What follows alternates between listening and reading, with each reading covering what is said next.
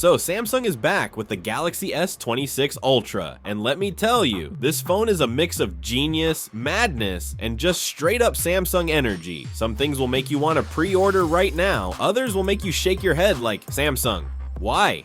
Let's start with the design. Last year's S25 Ultra? Yeah, that thing had sharper corners than a kitchen knife. You could have sliced an apple with it.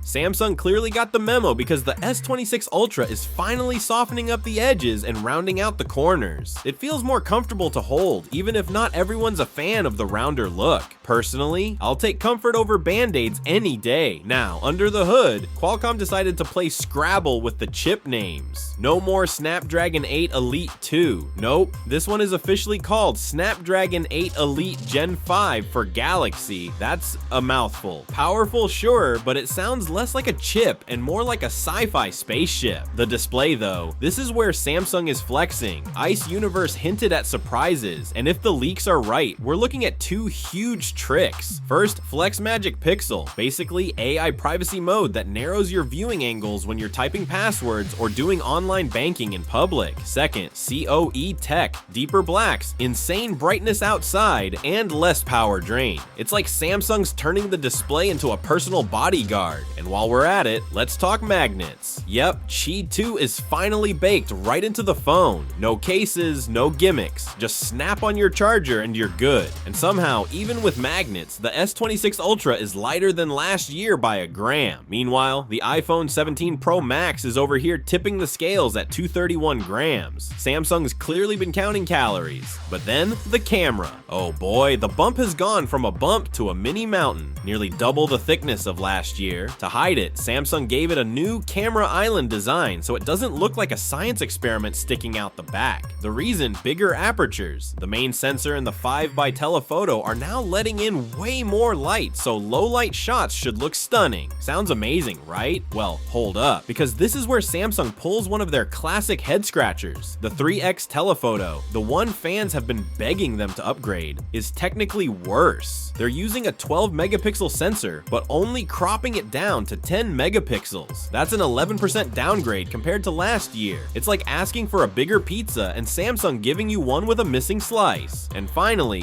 charging. Rumors promised us 60 watts. Certifications say 45 watts. Ice Universe insists 60 watts is still possible. Honestly, at this point, Samsung's charging speeds are like UFOs. People swear they've seen them, but the proof is always fuzzy. Meanwhile, even the base iPhone 17 is rocking 40 watts, and Samsung's mid-range phones can do 45. Yet the Ultra, their crown jewel, is still crawling at 45 watts. Come on, Samsung. So here's the big picture. The S26 Ultra is thinner, lighter, and probably the strongest low-light camera phone Samsung has ever built. But they're also cutting corners where it hurts, like the 3x zoom and charging speeds. It's both brilliant and frustrating at the same time. The real question is, are you willing to take the trade-offs for what could be Samsung's most comfortable, most camera-focused Ultra yet? Or are these weird downgrades enough to push you away? Let me know what you think, because one thing's for sure, the Galaxy S26 Ultra is gonna stir up some serious debate.